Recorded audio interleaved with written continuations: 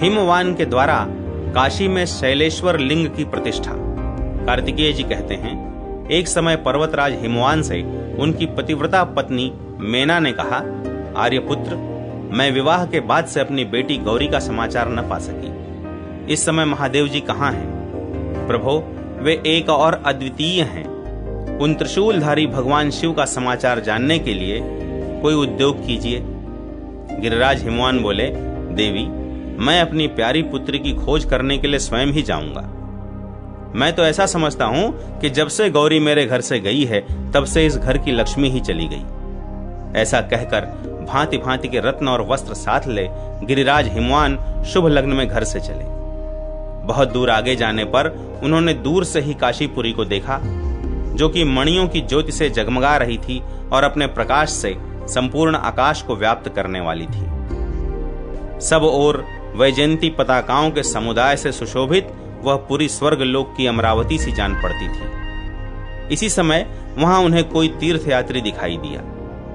पर्वतराज ने उसे बुलाकर आदर पूर्वक पूछा, भाई कार्पटिक, यहाँ का वृत्तांत कहो, यह कौन सा अपूर्व नगर है? इस समय यहाँ का अधिष्ठाता कौन है और उसका कर्म क्या है? कार्पटिक बोला, मानद, अभी तो 5-6 दिन ही बीते हैं। गिरिराज नंदिनी गौरी के पति भगवान विश्वनाथ यहाँ काशीपुरी में मंदराचल से पधारे हैं। यहाँ के राजा दिवोदास परम धाम को चले गए। जो संपूर्ण जगत के अधिष्ठाता हैं, वे ही भगवान शंकर इस काशीपुरी के भी स्वामी हैं। वे ही सब कुछ देने वाले हैं। पर्वतराज हिमवान भी श्रेष्ठ हैं, जिन्होंने प्राणों से भी अधिक प्यारी पुत्री देकर भगवान विश्वनाथ को संतुष्ट किया है। वेदों के द्वारा जानने योग्य परमेश्वर शिव जी की चेष्टाओं को कौन जानता है? मैं तो बहुत थोड़ा और इतना ही जानता हूं कि यह सब जगत उन्हीं की रचना है। इस समय भगवान शिव गिरिराज कुमारी पार्वती जी के साथ काशी के ज्येष्ठेश्वर नामक स्थान में ठहरे हुए हैं। भगवान विश्वनाथ के लिए विश्वकर्मा द्वारा जिस विशाल प्रासाद का निर्माण किया जा रहा है वह अपूर्व है। वैसा तो मैंने अपने कानों से कभी सुना भी नहीं है। जहां मणियों और रत्नों की शलाकाओं से मंदिर की दीवारें बनाई गई हैं, उस मंदिर में 112 खंभे हैं, जो सूर्य के समान तेजस्वी प्रतीत होते हैं। ऐसा अपूर्व वैभव जिनके समीप सदा प्रकट होता है, उन भगवान उमाकांत को आप कैसे नहीं जानते? अगस्त्य अपने जामाता की उस अद्भुत समृद्धि का वर्णन सुनकर पर्वतराज लज्जा से दब गए। उन्होंने उस कार्पटिक अर्थात तीर्थयात्री को पारितोषिक देकर विदा किया और स्वयं इस प्रकार चिंता करने लगे, अहो, इस जगत में जितनी वैभव राशि सुनी जाती है वह सब मेरे जामाता के भवन में विद्यमान है। मैं कन्या और जामाता के संतोष के लिए भेंट देने को जो कुछ लाया हूं, वह सब उनके अगाध वैभव को देखते हुए मुझे अत्यंत तुच्छ प्रतीत होता है।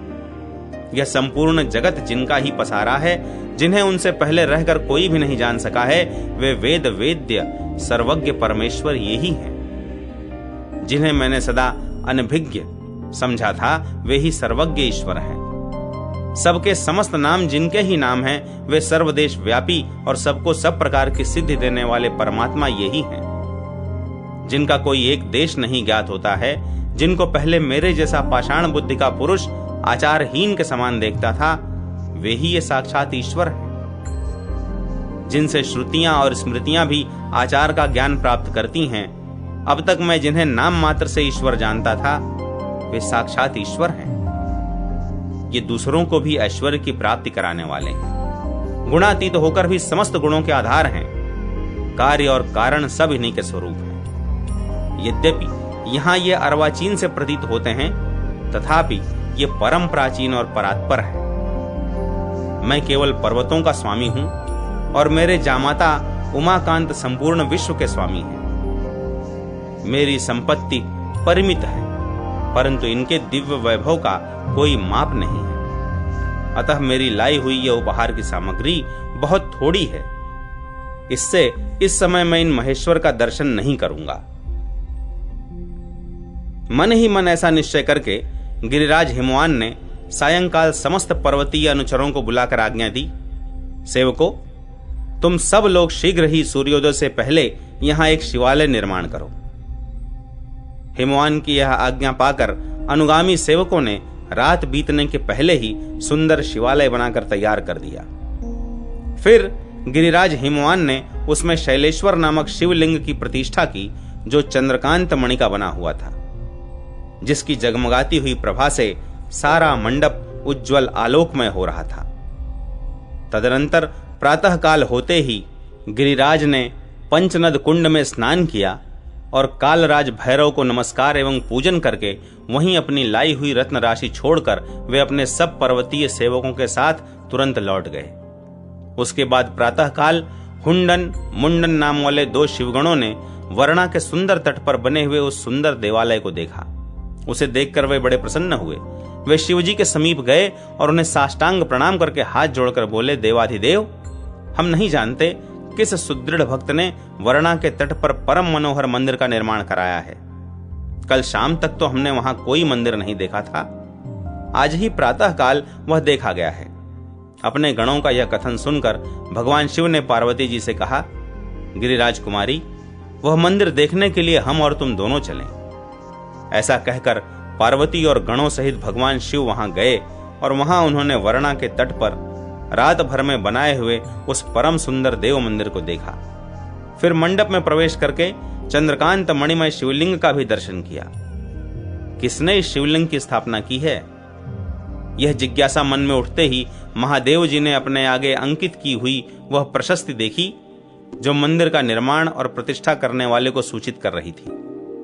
उसे मन ही मन बांचकर भगवान शिव ने देवी से कहा, प्रिय, सौभाग्यवश यह तुम्हारे पिता की ही कृति है, इसको अच्छी तरह देख लो। यह सुनकर पार्वती जी को बड़ी प्रसन्नता हुई।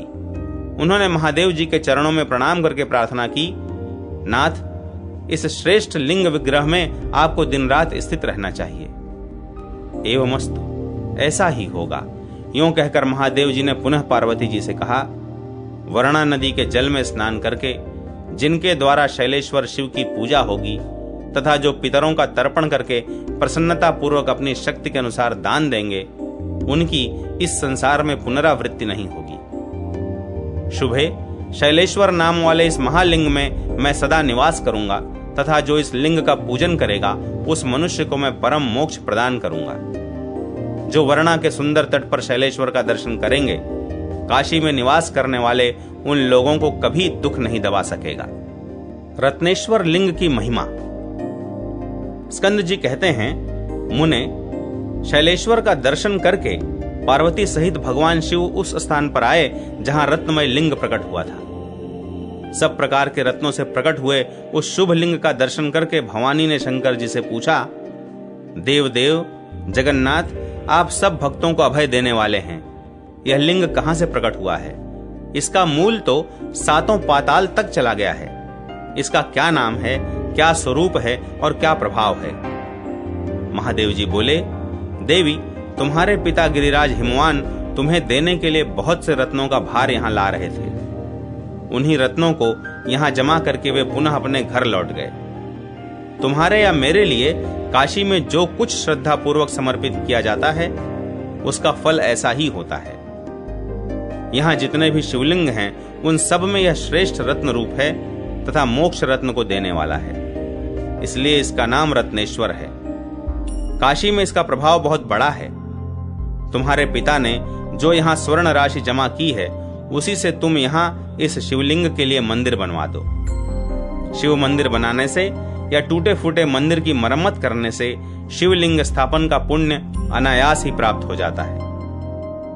बहुत अच्छा कहकर देवी पार्वती ने शिव मंदिर बनवाने के लिए शिव नंदी आदि असंख्य पार्षदों को नियुक्त किया। उन पार्षदों ने एक ही पहर में सुमेरु शिखर के समान सुंदर सुवर्णमय मंदिर का निर्माण कर दिया। तदनंतर देवी पार्वती ने महादेव जी को प्रणाम करके उस शिवलिंग की महिमा पूछी। श्री महादेव जी ने कहा, देवी, यह कल्याणदायक शिवलिंग अनादि सिद्ध है। इस समय तुम्हारे पिता के पुण्य गौरव से प्रकट हुआ है। यह गोपनीय वस्तुओं में परम गोपनीय है और इस क्षेत्र में समस्त मनोवांछित वस्तुओं को देने वाला है। कलयुग में जो पाप बुद्धि वाले मनुष्य हैं, उनसे यह रहस्य प्रयत्न पूर्वक छिपाए रखने योग्य है। देवी, कोटि कोटि रुद्र सूक्तों के जप से जो फल बताया गया है वह रत्नेश्वर की पूजा करने से प्राप्त हो जाता है। सबको सब कुछ देने वाले मेरे इस रत्नेश्वर लिंग का प्रभाव अनुपम है। इस लिंग की आराधना करके सहस्त्रों सिद्धों ने सिद्धि प्राप्त की है।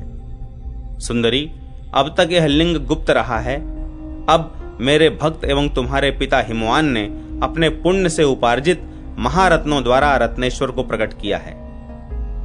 गिरिराज नंदिनी, इस शिवलिंग में मेरी निरंतर प्रीति बनी रहती है। काशी में इस शिवलिंग का यत्न पूर्वक पूजन करना चाहिए। कृत्तिवासेश्वर लिंग का प्राकट्य और उसकी महिमा। स्कंद जी कहते हैं, कुंभज, इस प्रकार भगवान शंकर जब रत्नेश्वर लिंग की महिमा का वर्णन कर रहे थे, इसी समय सब ओर से रक्षा करो का महान कोलाहल सुनाई दिया। लोग कह रहे थे, यह वीर्य के मद से उन्मत्त गजासुर आ रहा है, जो महिषासुर का पुत्र है। वह जहां जहां पृथ्वी पर पैर रखता है वहां वहां उसके भार से पृथ्वी डगमगाने लगती है। वह ब्रह्मा जी के द्वारा कामदेव से हारे हुए स्त्री पुरुषों से अवध्य होने का वरदान पाकर तीनों लोकों को तृण के समान समझता है। तब त्रिशूलधारी भगवान शिव ने अपनी ओर आते हुए उस दैत्य को दूसरे से अवध्य जानकर उसके ऊपर त्रिशूल का प्रहार किया। गजासुर उस त्रिशूल में गुंथ गया और अपने को भगवान के सिर पर छत्र बना हुआ सा मानकर उनसे इस प्रकार बोला, शूलपाणे, देवेश्वर, मैं जानता हूं आपने कामदेव को परास्त किया है, अतः आपके हाथ से मेरा वध होना श्रेष्ठ ही है। मृत्युंजय, मेरी एक बात सुनिए। एकमात्र आप ही संपूर्ण विश्व के लिए वंदनीय हैं और सबके ऊपर विराजमान हैं। फिर भी आज मैं आपके भी ऊपर स्थित हूं, अतः मेरी ही विजय हुई है। आपके त्रिशूल के अग्रभाग पर स्थित होकर आज मैं धन्य और अनुग्रहित हूं। एक दिन सभी को काल के द्वारा मरना है, परंतु ऐसी मृत्यु परम कल्याण के लिए होती है। उसका ऐसा वचन सुनकर कृपा निधान भगवान शिव हंसते हुए बोले, गजासुर, मैं तुम पर बहुत प्रसन्न हूं। तुम अपने अनुकूल कोई वर मांगो। गजासुर बोला, दिगंबर, यदि आप प्रसन्न हो तो मेरे इस चमड़े को वस्त्र के स्थान में धारण करें। इससे सदैव उत्तम गंध निकले और यह सदा अत्यंत कोमल बना रहे। इसमें कभी किसी प्रकार की मैल न बैठे और यह आपके अंग में महान आभूषण की भांति सुशोभित हो। तपोधनों की महातपस्या जनित अग्नि ज्वाला को पाकर भी मेरा यह चर्म दग्ध नहीं हुआ है, अतः यह पुण्य और सुगंध की निधि है। इसे धारण करके आज से आपका नाम कृत्तिवासा हो जाएगा। तब एवमस्तु कहकर भगवान शंकर बोले, दैत्य, इस मुक्ति क्षेत्र में तुम्हारा यह शरीर सबको मोक्ष देने वाला मेरा लिंग विग्रह हो जाए। इसका नाम कृत्तिवासेश्वर होगा और यह बड़े बड़े पातकों का नाश करने वाला होकर समस्त शिवलिंगों का शिरोमणि होगा। रुद्र, पाशुपत, सिद्ध, ऋषि, तत्वचिंतक, शांत, दांत, क्रोध को काबू में रखने वाले, द्वंद्व रहित, परिग्रह शून्य तथा मुक्ति की इच्छा रखने वाले जो मेरे भक्त काशीपुरी में रहकर मान और अपमान में समभाव रखते तथा ढेला, पत्थर और सुवर्ण को समान समझते हैं, उन सब पर अनुग्रह करने के लिए मैं कृत्तिवासेश्वर लिंग में सदा निवास करूंगा। द्वापर और कलयुग में उत्पन्न होने वाले पाप बुद्धि मनुष्य भी कृत्तिवासेश्वर की शरण लेकर सब पापों से मुक्त हो सुख से मोक्ष प्राप्त कर लेंगे, ठीक उसी तरह जैसे पुण्यात्मा पुरुष प्राप्त करते हैं। जो माघ कृष्णा चतुर्दशी को उपवास पूर्वक कृत्तिवासेश्वर का पूजन करते हुए रात में जागरण करता है, वह परम गति को प्राप्त होता है।